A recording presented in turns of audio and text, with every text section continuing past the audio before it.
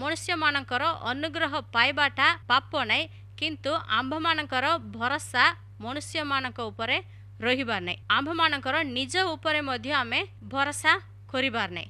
भल पाठ पढ़ीचु, भल चाकरी करिचु, हेले आम मानकर भरोसा यही पाठरे आमर निजर बुद्धि रे निजर ज्ञान उपरे आमे रखिबा नहीं। आमर भरोसा सदा प्रभुंक उपरे रखिबार अछि।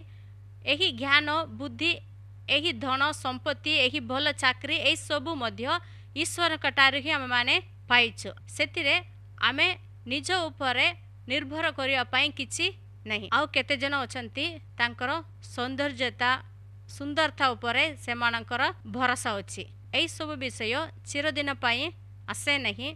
जदि आपण मनुष्य उपरे नहले निज उपरे भरोसा करूचंती, हेले आपे आपे आपणकर हृदय ईश्वरंक निकटरू दूर होई जिवो।